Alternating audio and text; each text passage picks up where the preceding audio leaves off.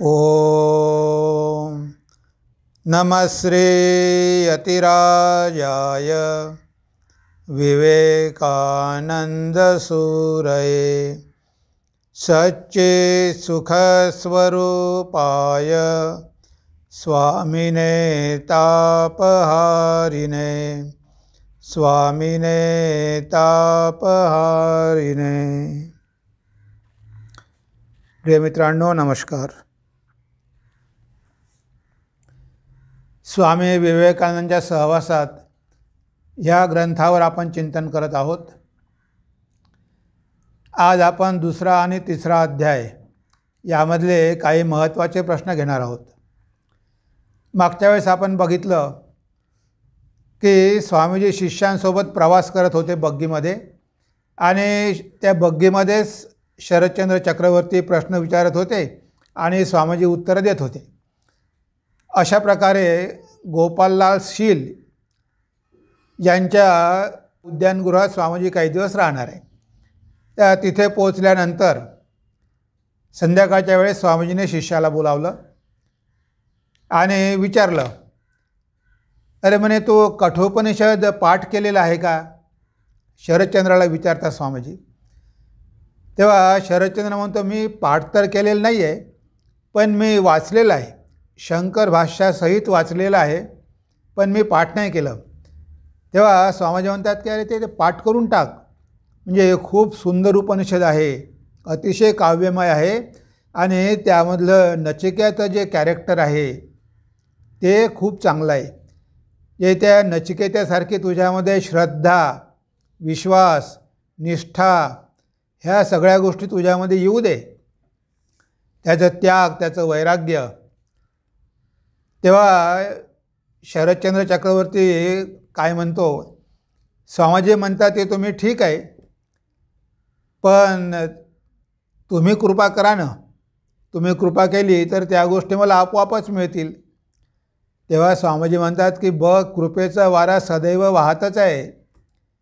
भगवान श्री रामकृष्ण म्हणायचे की कृपेचा वारा वाहतच आहे, तुमचं शीड उभारून द्या, तुम्ही प्रयत्न करा, भगवंताची कृपा तर आहेच। तेव्हा तुम्ही काही प्रयत्न केले नाही तर काहीही होणार नाही। तेव्हा शिष्याला सांगतात की तू नुसतं वाचून होणार नाही, तर तुला त्या प्रकारे जीवन घडवावं लागेल। तेव्हा शिष्य म्हणतो की ते ठीक आहे, पण बाहेरच्या गोष्टीची पण गरज आहे ना, गुरुची गरज आहे, शास्त्राची गरज आहे, त्यानंतर कृपेची गरज आहे। आता हा प्रश्न शिष्य स्वामीजींना विचारतो, आध्यात्मिक जीवनात बाह्य सहाय्याची आवश्यकता असते ना महाराज? जे तो म्हणतो की आध्यात्मिक जीवनात बाह्य सहाय्याची आवश्यकता असते ना महाराज?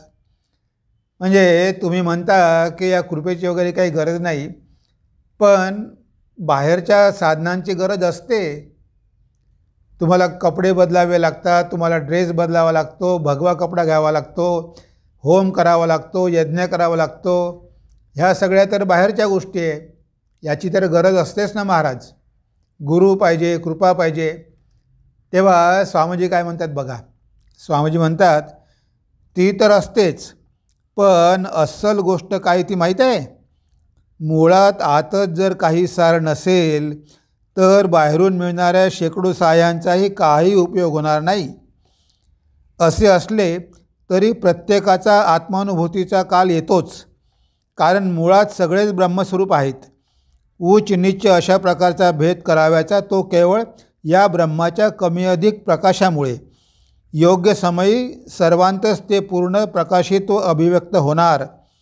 म्हणूनच शास्त्रे म्हणतात कालेन आत्मने विंदती, योग्य काळी ह्या सत्याचा स्वतःच्या अंतरात्म्यातच साक्षात्कार होतो।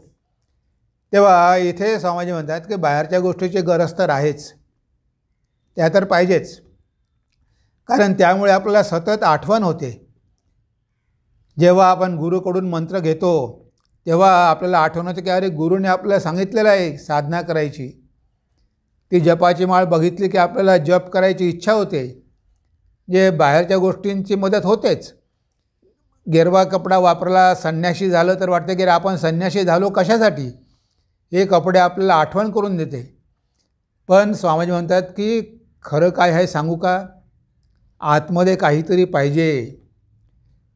आता कितीही ऐकलं, कितीही बाहेरची मदत घेतली, पण स्वतः जर काहीच करायची इच्छा नसेल, त्याच्यामध्ये काही सारच नसेल, तर ह्या बाहेरच्या सगळ्या गोष्टी घेऊन तरी उपयोग काय? त्याचा काहीही उपयोग होणार नाही. म्हणजे बाहेरच्या गोष्टी तुम्ही घेऊ शकता, पण ती मदत म्हणजे फारच अल्प आहे. तुमच्या आतमधून ती व्याकुळता यायला पाहिजे, इच्छा यायला पाहिजे. म्हणजे तुमच्यामध्ये थोडा तरी सार पाहिजे. तुमच्यामध्ये काहीच सार नसेल तर तुम्ही ह्या गोष्टी कितीही ऐकल्या आणि कितीही वाचल्या तरी तुम्ही काहीच करणार नाही. कारण मेटल पाहिजे ना. आपण म्हणतो ना, काहीतरी तर मनामध्ये शुद्धता पाहिजे, पवित्रता पाहिजे, त्याबद्दल इच्छा जाणून घेण्याची इच्छा पाहिजे. आता ते काहीच नसेल तर उपयोग काय? म्हणजे एकीकडून ऐकलं, दुसरीकडून सोडून दिलं. नळी फुंकली सोनारे, इकडून तिकडे गेले वारे, असं व्हायचं. पण तरी आशा आहे. स्वामीजी म्हणतात की प्रत्येकामध्ये ते ब्रह्म आहेच आणि एक ना एक दिवस ते प्रगट होणारच आहे. फक्त काय, वेळेचा आपला दुरुपयोग होतो, अपव्यय होतो. जी गोष्ट आपल्याला लवकरात लवकर प्राप्त करून घ्यायची होती, तीच गोष्ट प्राप्त करायला आपल्याला 10 जन्म लागणार आहे. कारण गीतेमध्ये म्हटलं आहे, कालेन आत्मने विंदती. म्हणजे योग्य वेळी ती आपल्यामधली शक्ती प्रगट होईलच. पण आता ती योग्य वेळ किती दिवस लागणार? म्हणजे योग्य वेळ केव्हा येणार? तेव्हा योग्य वेळ तेव्हाच येईल की जेव्हा आपल्यामधून ती इच्छा होईल की नाही, आता आपण जाणून घेतलं पाहिजे. बाहेरची सगळी मदत घेतल्यानंतर जेव्हा आपल्या मनामध्ये ती तीव्र इच्छा होईल की नाही, आता आपण प्रयत्न करायला पाहिजे, तीच आहे खरी योग्य वेळ. आता मनामध्ये जर या जगाविषयीच्या वासना कामना असेल तर ती योग्य वेळ लवकर येणार नाही. जेवढं आपलं वैराग्य वाढेल तेवढीच आपल्यामधली व्याकुळता वाढेल, तेवढीच सत्याला जाणून घेण्याची इच्छा होईल. जेव्हा आपल्याला ह्या जगाचं स्वरूप कळेल की इथे सगळं दुःखच आहे, तेव्हा कुठे मग आपलं मन भगवंताकडे वळेल. पण प्रत्येकजण कधी ना कधी तो जाणून घेण्याचा प्रयत्न करणारच आहे, कारण त्याच्यामध्ये ते आहेच, त्याला फक्त प्रगट करायचं आहे. आता शिष्य म्हणतो की महाराज, शास्त्रातून या गोष्टी जेव्हा वाचतो किंवा ऐकतो तेव्हा अद्यापही आत्मवस्तूचा लाभ झाला नाही या विचाराने चित्तात भयंकर शांती उत्पन्न होते. आता ह्या शिष्यामध्ये खरी खरी व्याकुळता आहे. तो म्हणतो की मी जेव्हा शास्त्र वाचतो, शास्त्र ऐकतो, तुमच्याकडून मी सगळं ऐकतो, तेव्हा माझ्या चित्तामध्ये एक प्रकारची अशांती निर्माण होते की अरे, आपण एवढं वाचतो, एवढं ऐकतो, पण अजूनही आपल्याला वस्तुलाभ झालेला नाही. आपले दिवस असेच निघून गेले आणि आपण काहीच प्राप्त केलं नाही. यामध्ये चित्तामध्ये अस्वस्थता वाटते आणि आवश्यक आहे. आपल्या मनामध्ये अशा प्रकारची इच्छा निर्माण झाली पाहिजे की अरे, इतके दिवस निघून गेले आणि माझा हा मनुष्यजन्म वाया गेला, मी काहीही अर्जन करू शकलो नाही. तेव्हा स्वामीजी काय म्हणतात बघा. स्वामीजी म्हणतात, यालाच म्हणतात व्याकुळता. ही ज्या प्रमाणात वाढेल त्या प्रमाणात अडथळा आणणारे ढग विरून जातील, त्याच प्रमाणात श्रद्धा दृढ होईल. आत्मा हळूहळू करतल आमलवत प्रत्यक्ष होईल. अनुभूतीत धर्माचा प्राण होय. व्याकुलता ईश्वरलाभासाठी किंवा आत्मज्ञानासाठी अगदी वेडे होऊन जाणे म्हणजेच खरी धर्मप्रवणता.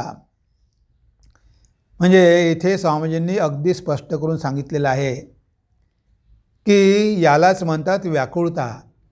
जेव्हा आपल्या मनामध्ये अशा प्रकारची तळमळ लागून जाते की एक दिवस निघून गेला, आपल्याला तर सगळं माहिती आहे, सगळी थिअरी माहिती आहे आणि मनुष्य जीवनाचं महत्त्व माहिती आहे, तरी आपले इतके दिवस निघून जात आहे पण आपली काहीच आध्यात्मिक प्रगती होत नाही.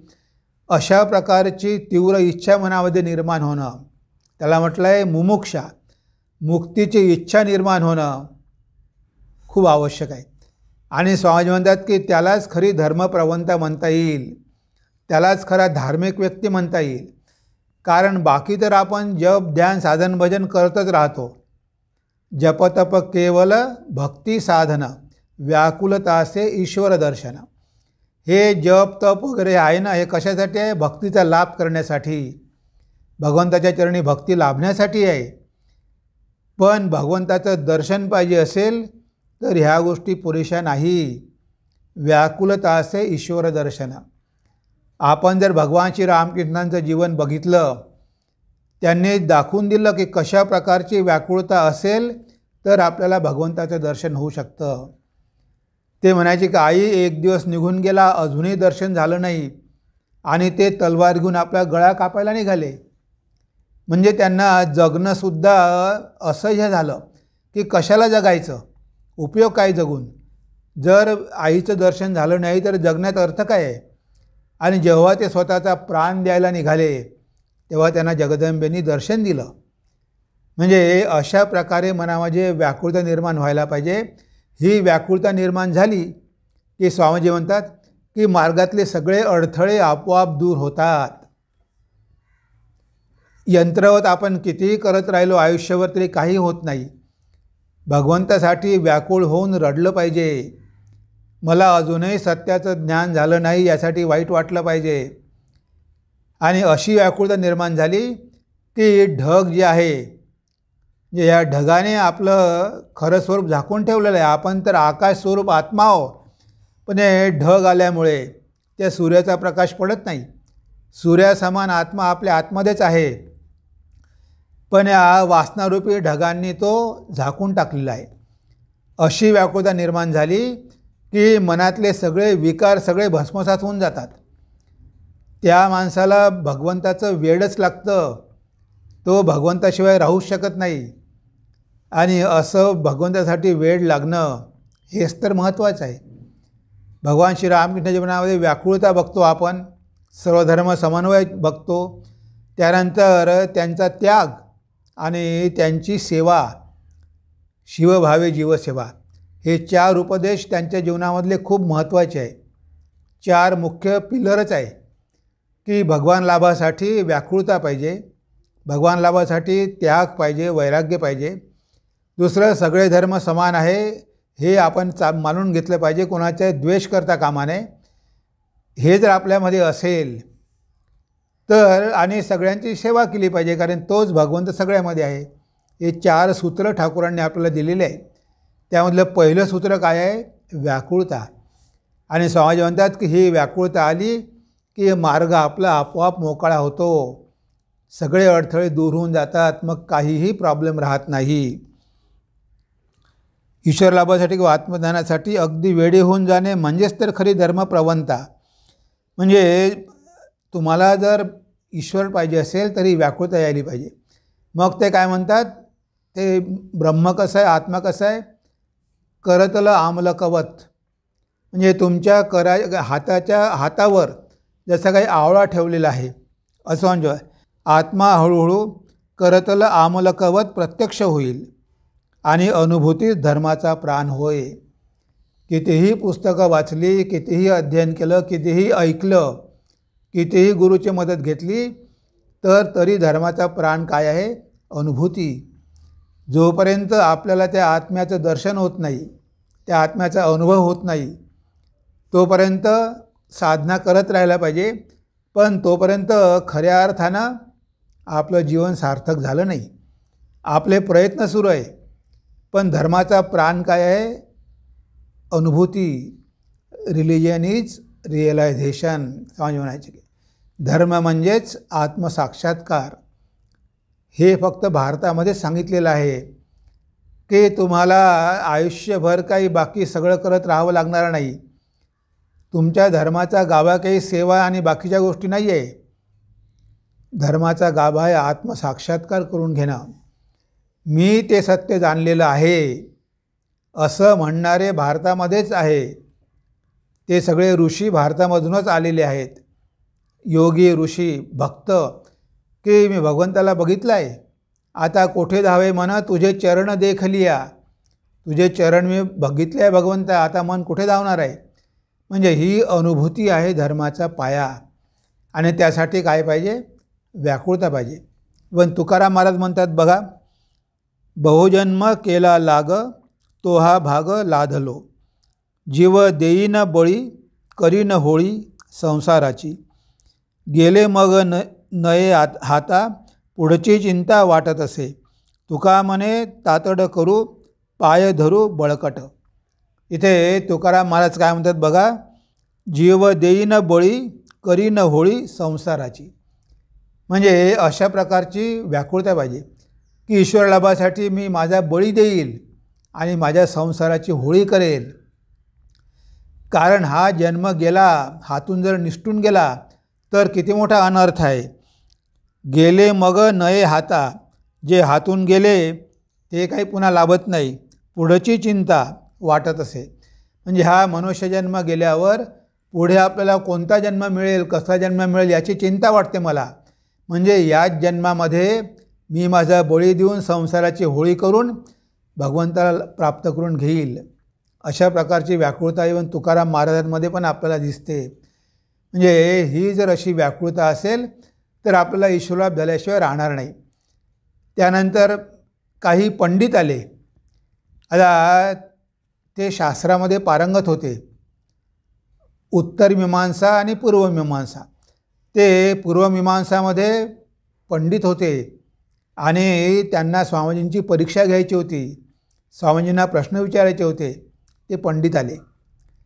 तिथे पंडित आले, तुर्यानंदजी आहे, शिवानंदजी आहे, रामकृष्णानंदजी आहे, सगळे तिथे बसलेले आहे. निर्मलानंदजी आहेत, शिष्य पण आहे. आणि त्या पंडितांनी संस्कृतमध्ये स्वामीजींना प्रश्न विचारायला सुरुवात केली आणि स्वामीजी पण संस्कृतमध्ये उत्तरं देऊ लागले.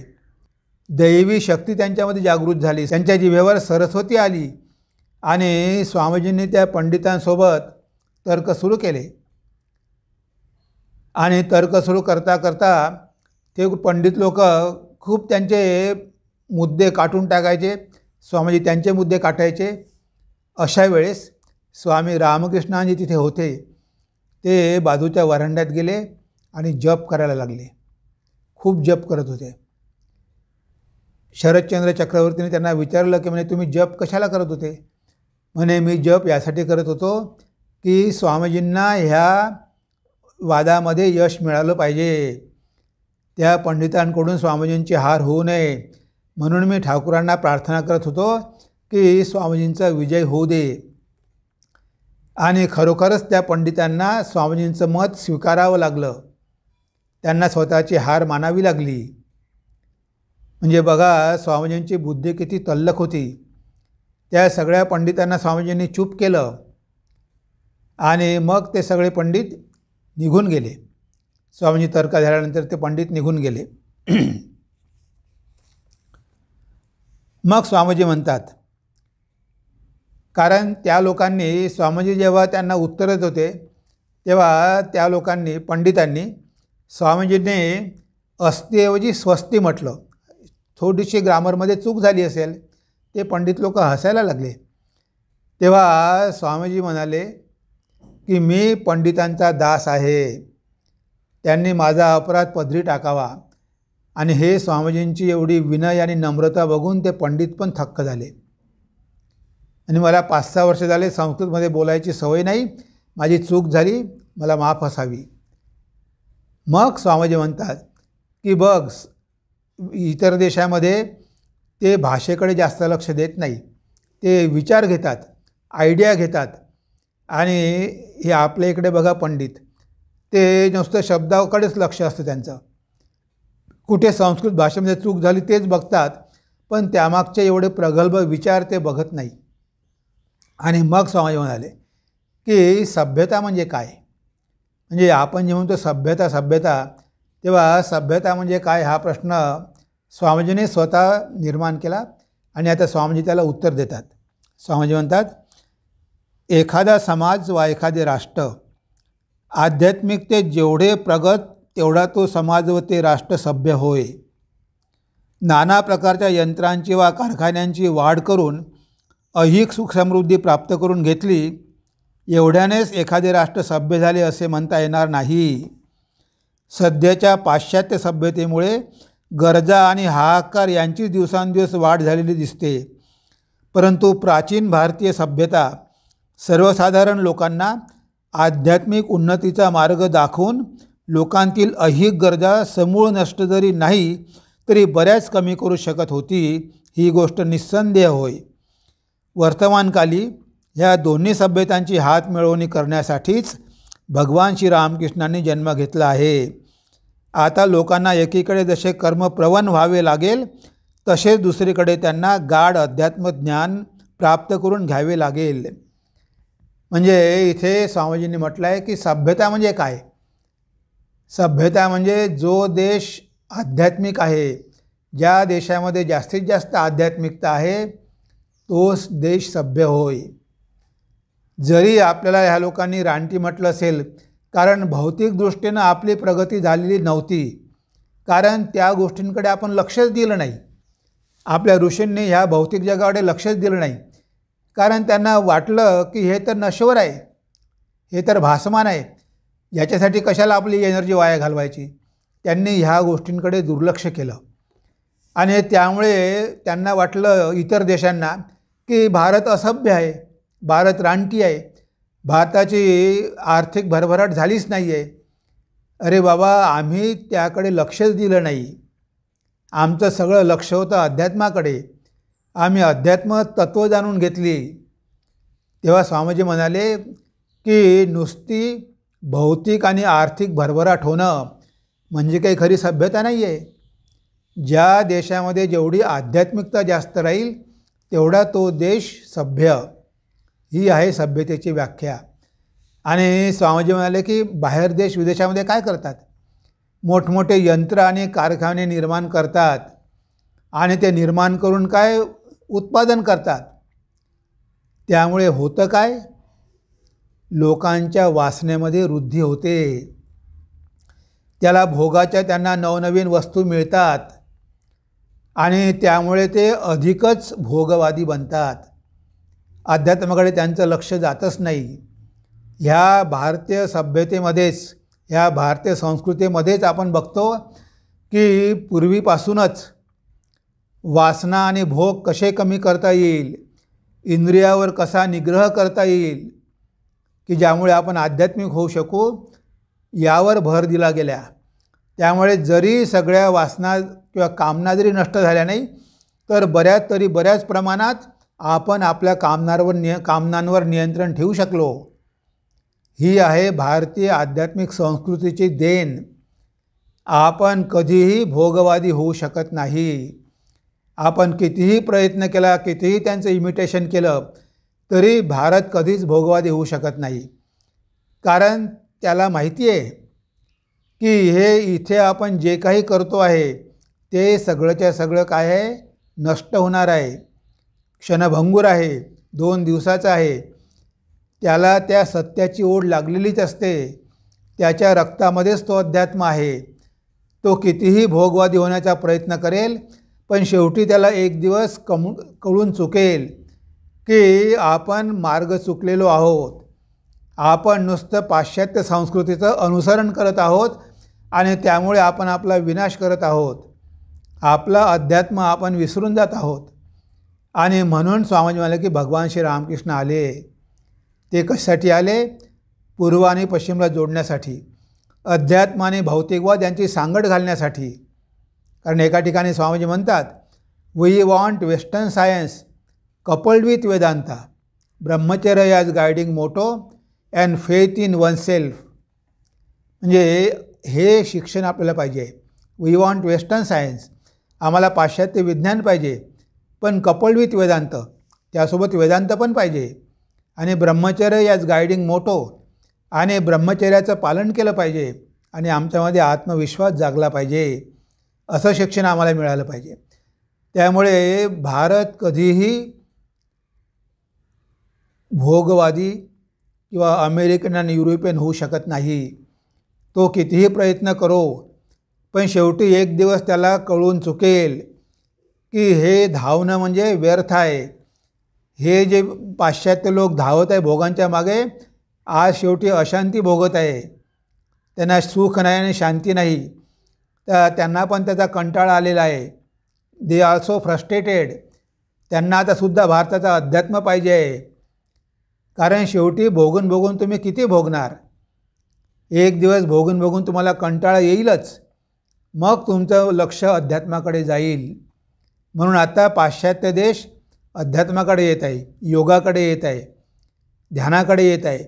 त्यांनाही हळूहळू कळून चुकलेलं आहे की या दिखाव्यामध्ये काहीच अर्थ नाही. हा नुसता वरवरचा आहे, हा फक्त दिखावा आहे, त्यामध्ये काहीही नाही, हे त्यांना आता कळून चुकलेलं आहे. आता स्वामीजी म्हणतात की भारतामध्ये कुलगुरूंची जी पद्धत आहे, ती पद्धत जी आहे ती काही वैदिक नाही आहे. म्हणजे आपल्या भारतामध्ये आपण बघतो की असे बरेच गुरु असतात की जे परंपरागत चालले असतात, वंशाप्रमाणे, वंशावळी. वडील गुरु होते म्हणून त्याचा मुलगा गुरु, त्याचा मुलगा गुरु. पण यामध्ये स्वार्थ असतो. कारण अशी परंपरा जर असेल तर ती व्यक्ती पवित्र आहे की नाही, आध्यात्मिक आहे की नाही, हे कुणीच बघत नाही. आणि अशा गुरूंकडून दीक्षा घेतात आणि शेवटी स्वतःचा विनाश करून घेतात. म्हणून ते बरोबर नाही. इथे स्वामीजी काय म्हणतात बघा, एका जरी व्यक्तीत ब्रह्माचा पूर्ण विकास व अभिव्यक्ती झाली तरी त्या प्रकाशात हजारो लोक आपला मार्ग चोखाळू शकतात. ते म्हणाले की फक्त ब्रह्मज्ञ पुरुषच लोकगुरू होत. हे विधान सर्व शास्त्रांना व तर्कबुद्धीतला संमत आहे. अवैदिक, अशास्त्रीय अशी कुलगुरूंची प्रथा या देशात स्वार्थी लोकांनीच सुरू केली. म्हणूनच साधना करूनही सिद्धी वा ब्रह्मज्ञान लोकांना आज प्राप्त होत नाही. धर्माची ही ग्लानी दूर करण्यासाठीच शरीर धारण करून भगवान श्रीरामकृष्ण वर्तमान युगात अवतीर्ण झाले आहेत. त्यांनी प्रदर्शित केलेल्या सार्वजनिक मताचा प्रचार झाल्यास जगाचे व जीवांचे मंगल होईल. त्यांच्यापूर्वी भारतीय इतिहासात कैक शतकातही असला अलौकिक महासमन्वयाचार्य अवतीर्ण झाल्याचे आढळत नाही. आता इथे स्वामीजी स्पष्ट करून सांगतात की ह्या प्रथेमुळे, ही जी कुलगुरूची प्रथा आहे, त्यामुळे काय झालं की देशाचं पतन झालं आणि ब्रह्मज्ञानी निर्माण होऊ शकला नाही. कारण जो ब्रह्मज्ञ आहे तोच खऱ्या अर्थानं गुरु होऊ शकतो. आणि त्या ब्रह्मज्ञापासून सुरू झालेली परंपरा, गुरुशिष्य परंपरा, तीच मनुष्याला ब्रह्मज्ञान प्राप्त करून देऊ शकते. आता असे जर गुरु झाले की ज्यांना काहीच अनुभूती नाही किंवा ज्यांनी काहीच साधना केलेली नाही, फक्त वडील गुरु होते म्हणून मुलगा गुरु झाला, आणि अशा गुरूंच्या फंदामध्ये पडल्यामुळे शिष्यांची पण प्रगती होत नाही. म्हणजे आपण मग तो गुरुच तसा आहे, त्याच्यामध्ये शक्ती नाही तर तो शिष्याला काय शक्ती देणार. एक आंधळा दुसऱ्या आंधळा रस्ता कसा दाखवणार. तो स्वतःच तरुण गेला नाही तर लोकांना कसा तारणार. आणि हेच आपल्या देशामध्ये झालेलं होतं. म्हणजे असे सगळे गुरु होऊन बसलेले होते. बाप गुरु तर मुलगा गुरु, त्याचा मुलगा गुरु, अशा प्रकारे ही रीत सुरू होती, कुलगुरूची प्रथा सुरू होती. त्यामुळे भारतामध्ये धर्माला ग्लानी आली होती.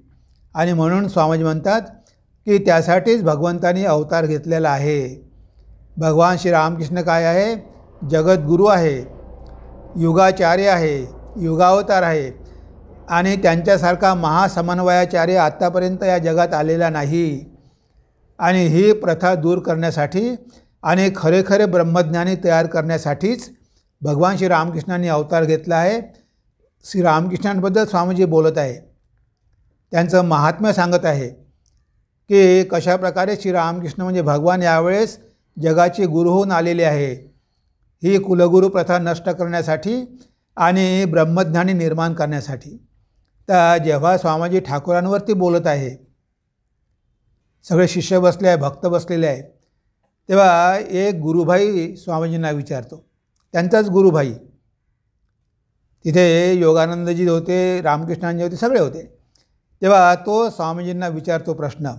तो म्हणतो, स्वामीजी, पाश्चात्य देशात ठाकूर अवतार होते असा प्रचार तुम्ही उघडपणे नेहमी का केला नाही. म्हणजे तुम्ही तर ठाकूरांचं महात्म्य एवढं सांगत आहात की त्यांच्यासारखा कोणी आला नाही आणि तेच जगद्गुरू आहे आणि त्यांच्यामुळे जगाचा उद्धार होणार आहे. तर मग तुम्ही उघडपणे तिथे ठाकूरांचा प्रचार का केला नाही? कारण स्वामीजी अमेरिकेमध्ये विशेष ठाकूरांबद्दल बोलले नाही. त्यांनी काय 2-3 व्याख्यानं दिली. एक माय मास्टर म्हणून आहे, माझे गुरुदेव, त्यामध्ये त्यांचे 2 व्याख्यान आहे आणि बाकी असे तुरळक 1-2 व्याख्यानं असतील. तेव्हा स्वामीजी जास्त रामकृष्णांबद्दल बोलले नाही बाहेर देशामध्ये. त्यांना वेदांतच सांगितला आणि भगवान श्रीरामकृष्णांनी त्यांना तशा प्रकारेच घडवलेलं होतं. जेव्हा नरेंद्र जायचा तेव्हा ठाकूर त्यांना काय पुस्तकं द्यायचे? अष्टवक्र संहिता, पंचदशी, म्हणजे सगळे अद्वैतिक ग्रंथ द्यायचे. कारण ठाकूरांना माहिती होतं की नरेंद्राला वेदांताचा प्रचार करावा लागणार आहे. म्हणून नरेंद्राने विदेशात वेदांताचा प्रचार केला पाहिजे आणि विदेशामध्ये वेदांतच स्वीकारला जातो. तेव्हा स्वामीजी काय म्हणतात बघा, या प्रश्नाला उत्तर देतात स्वामीजी काय म्हणतात बघा, त्यांना त्यांच्या विज्ञान तत्त्वज्ञानाची फार घमेंड आहे.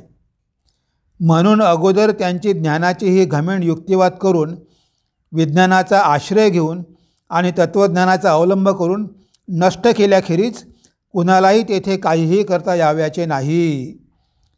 तर्क करकरून गोते खात हाती काहीच न लागल्याने जे यथार्थ तत्त्वजिज्ञासू होऊन माझ्याकडे येत त्यांच्याजवळ मी ठाकूरांबद्दल बोलत असे. एरवी एकदमच जर मी अवतारवादाबद्दल गोष्टी त्यांच्याशी बोललो असतो तर ते म्हणते, हां, या तुम्ही आणखी नवीन ते काय सांगितले? आमच्यातही आमचे प्रभू येशू आहेतच की. म्हणजे बघा, तुम्ही जेव्हा कोणत्याही व्यक्तीबद्दल बोलता तेव्हा तुम्ही काय करता? संकुचित करता, म्हणजे त्याला संप्रदायाचं रूप देता. तो एक संप्रदाय होतो आणि संप्रदाय काही सगळ्यांसाठी लागू होत नाही. संप्रदायाचा स्वीकार कोणीच करू शकत नाही, कारण वेगवेगळे संप्रदाय आहे आणि प्रत्येक व्यक्ती म्हणतो की माझा संप्रदाय श्रेष्ठ आहे. स्वामीजीने म्हटलं असं की भगवान श्री रामकृष्ण श्रेष्ठ आहे, तर इस्कॉनने म्हटलं असं की नाही भगवान कृष्ण श्रेष्ठ आहे, तर अजून काहींनी म्हटलं असं की नाही रामच श्रेष्ठ आहे, काहींनी म्हटलं असं की नाही येशू श्रेष्ठ आहे. म्हणजे सगळ्यांसाठी तो लागू होत नाही. आणि स्वामीजी काय म्हणतात की ते पाश्चात्य लोक ते अतिशय बुद्धिमान आहे, ते बुद्धिवादी आहे. ते स्वतःच्या क्राइस्टलाच मानायला तयार नाही, त्यांच्या क्राइस्टला ते मानायला तयार नाही. कारण ते म्हणतात की विज्ञानानं एवढ्या गोष्टी सिद्ध करून दाखवलेल्या आहे की कुठे स्वर्ग वगैरे काही नाही, गॉड इन हेवन वगैरे काही, हेवन वगैरे काही नाही, कुठे काहीच नाही. हे सगळं थोतांड आहे. म्हणजे आता बायबललाच ते लोक मानायला तयार नाही, येशू ख्रिस्ताला स्वीकारायला तयार नाही. चर्चमध्ये सगळ्या चर्च खाली पडलेल्या आहे. तेव्हा तिथे तुमच्या श्रीरामकृष्णांना कोण ऐकेल? पहिले त्यांच्या बुद्धीला शांत केलं पाहिजे. युक्तिवाद देऊन तर्कविचार करून त्यांच्या विज्ञानाची घमेंड पहिले जिरवली पाहिजे. आणि एकदा गोते खाऊन जेव्हा त्यांना कळेल की याच्यामध्ये काहीही नाही, ही नुसती शब्दाची कसरत आहे, तेव्हा असं जेव्हा त्यांना वाटायचं की तत्त्व आहे फार सुंदर पण त्याची अनुभूती करणं एवढं सोपं नाही, असे जेव्हा भक्त माझ्याकडे यायचे तेव्हा मी त्यांच्याजवळ रामकृष्णांबद्दल बोलायचो. कारण मी जर सगळ्यांनाच पब्लिकली सांगत बसलो असतो तर ते पण म्हणाले असते ना, तुम्ही ते आम्हाला नवीन काय सांगून राहिले? आमच्याकडे येशू ख्रिस्त आहेच की, तो काही कमी नाही, तो पण अवतारच आहे. मग तुमच्या रामकृष्णांची आम्हाला काय गरज आहे? म्हणजे तिथे द्वैत चालत नाही. जे बुद्धिवादी लोकांना अद्वैतच आवडतो. त्यांना आपण जर द्वैताची, कारण द्वैताला मर्यादा आहे, द्वैत एकमेकाचा द्वेष करतात, अद्वैत मात्र सगळ्यांना सामावून घेतो. कारण अद्वैत म्हणतो की सगळ्यामध्ये तत्त्व एकच आहे आणि तेच तत्त्व तुमच्यामध्ये आहे. त्यामुळे तुम्हाला स्वर्गात जायची गरज नाही, नरकात जायची गरज नाही, ते तुमच्यामध्येच आहे आणि ते तुम्ही इथेच जाणून घेऊ शकता. ते तुमच्या हृदयामध्येच आहे. ते ब्रह्मतत्व, आत्मतत्व तुमच्या हृदयात आहे आणि ते तुम्ही इथेच जाणून घेऊ शकता. तुम्हाला कुठेही जायची गरज नाही. ह्या जन्मामध्येच तुम्ही ते जाणून घेऊ शकता. आणि ईश्वर तुमच्यामध्येच आहे. तुम्हाला दुसरा ईश्वर स्वर्गामध्ये शोधायची गरज नाही. Kingdom of heaven is within you. स्वर्गाचं राज्य तुमच्यामध्ये आहे असं ख्राइस्ट पण म्हणाले बायबलमध्ये, की तुमच्यामध्ये स्वर्गाचं राज्य आहे. तुमच्या हृदयामध्येच वृंदावन आहे. तुमच्या हृदयामध्येच भगवंत आहे. आणि स्त्री, पुरुष, ख्रिश्चन, हिंदू, मुस्लिम सगळ्यांसाठी ते लागू आहे. कारण सगळ्यांच्या हृदयात ते तत्त्व आहेच. तो आत्मा सगळ्यामध्येच आहे. म्हणजे हा धर्म कसा आहे, सार्वजनीन आहे, जे सगळे लोक स्वीकारू शकतात. आणि यामध्ये नुसती तत्त्व आहे, कुठेही व्यक्तीला महत्त्व दिलेलं नाही. पण शिष्यांना वाटायचे की ठाकूरांबद्दल का बोलले नाही. पण स्वामीजी ठाकूरांबद्दल जर बोलले असते तर एवढा प्रचार करू शकले नसते. इतक्या लोकांनी त्यांचा स्वीकार केलाच नसता. जे स्वामीजींच्या माध्यमातून ठाकूरांना वेदांतच जगायला शिकवायचा होता. कारण स्वामीजी म्हणाले की जेव्हा जेव्हा ह्या जगामध्ये भोगवादाची लाट आली, जेव्हा सगळं जग नष्ट व्हायला लागलं, तेव्हा तेव्हा अद्वैतानेच या जगाचं रक्षण केलं.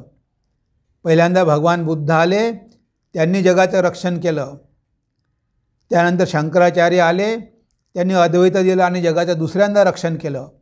आणि आता स्वामीजी आले तिसऱ्यांदा, त्यांनीसुद्धा अद्वैत सगळ्या जगामध्ये पसरवला. कारण आपल्याकडे तेच खरं तत्त्व आहे, तेच सत्य आहे. वेदांताचे जे अंतिम सत्य आहेत, तत्त्वमसी, अहम ब्रह्मास्मी, मीच ब्रह्म आहे, तू तो आत्माच आहे, हे जे अल्टिमेट सत्य आहे. भक्तिमार्ग काय आहे, त्या सत्यापर्यंत पोहोचण्याचा एक मार्ग आहे. द्वैत काय आहे, त्या सत्यापर्यंत पोहोचण्याचा मार्ग आहे. पण एकच सत्ता सगळीकडे विराजमान आहे हे जाणून घेणं हा जीवनाचा उद्देश आहे. त्याला मुक्ती म्हटलेलं आहे. आणि ते तत्त्व तर ओतप्रोत भरलेलं आहे. तिथे काही कलर का हा व्हाईट आहे की हा ब्लॅक आहे की आफ्रिकन आहे की हा ख्रिश्चन आहे, हे काही बघत नाही. सगळ्यांमध्ये एकच तत्त्व आहे. स्त्रीचा भेद नाही, पुरुषाचा नाही, कसलाही भेद नाही. तर ते तत्त्व युनिव्हर्सल आहे, सगळ्यांमध्ये आहे. आणि त्याला जाणून घेण्याचा अधिकार प्रत्येक व्यक्तीला आहे. आता बघा किती लिबरल आहे, म्हणजे सगळ्या लोकांसाठी आहे. कारण this is divinity of man. मनुष्य हा कसा आहे, दिव्य स्वरूप आहे. इच सोल इज पोटेन्शियली डिव्हाइन. हे तत्त्व त्यामध्ये सांगितलं आहे की प्रत्येक मनुष्यच दिव्य आहे आणि त्याने आपलं दिव्यत्व जाणून घेतलं पाहिजे. मग तुम्ही त्यासाठी भक्तिमार्गाचा अवलंब करा की राजयोगाचा अवलंब करा, कोणताही मार्ग तुम्ही घ्या, पण शेवटी जाणून घ्या स्वतःला. मी कोण आहे हे सत्य जाणून घ्या, तरच तुम्ही या बंधनातून मुक्त होऊ शकाल. या जन्ममृत्यूच्या कचाट्यातून तुम्ही बाहेर पडू शकाल. हाच एकमेव उपाय आहे, हाच एकमेव मार्ग आहे. म्हणून मी त्यांना तिथे ठाकूरांविषयी विशेष सांगितलं नाही. कारण मी जर त्यांना ठाकूरांनी सांगितलं असतं तर रामकृष्ण संप्रदाय झाला असता. आणि संप्रदाय झाला की लोक त्या संप्रदायाला मानत नाही. त्यांना युनिव्हर्सल तत्त्व पाहिजे आहे. संप्रदाय तर अनेक आहे आणि ते आपसामध्ये भांडतात, पण अद्वैतच एक आहे की जे ज्याच्या कुणाशीही भांडण नाही आणि सगळ्यांना आत्मसात करून घेणार आहे. असं एकमात्र तत्त्व जर कोणतं असेल ते अद्वैतच आहे. आणि म्हणून स्वामीजींनी अद्वैताचाच सगळ्या जगभर प्रचार आणि प्रसार केला. तर बघा कशाप्रकारे स्वामीजींनी प्रश्नाची उत्तरे देऊन आपल्या मनामध्ये असलेले जे प्रश्न ते या सगळ्या शंका स्वामीजींनी दूर केल्या. तेव्हा आज आपण दुसरा आणि तिसरा अध्याय बघण्याचा प्रयत्न केला. त्यामधले काही प्रश्न घेतले, त्यावर चिंतन केलं, स्वामीजींची उत्तरं बघितली. पुढल्या वेळेस आपण जेव्हा बघू तेव्हा पुढला अध्याय बघण्याचा प्रयत्न करू. आज आपण ह्या पुस्तकाचा दुसरा आणि तिसरा अध्याय आपण संपलेला आहे. म्हणजे 1 ते 3 अध्याय आपण आज संपवत आहोत. पुढच्या वेळेस जेव्हा आपण भेटू तेव्हा चौथा अध्याय आपण बघण्याचा प्रयत्न करू. नमस्कार, धन्यवाद.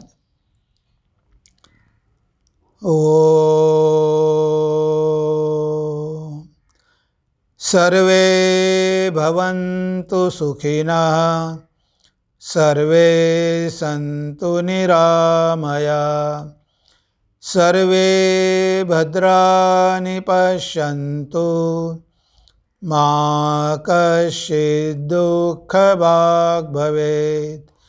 मा कश्चित् दुःखभाग् भवेत्। ओम शांति शांति शांति। हरि ओम तत्सत्। श्रीरामकृष्णार्पणमस्तु।